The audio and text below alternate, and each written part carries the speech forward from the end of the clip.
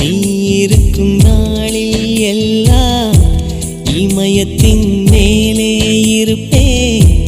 நீயும் இங்கு இல்லா நாளே என் மீது இமயம் இருக்கும்.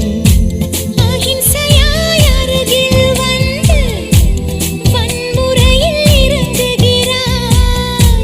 சிற்பமே என் அடிமாயா சிற்பியை செதுக்குகிறாய்.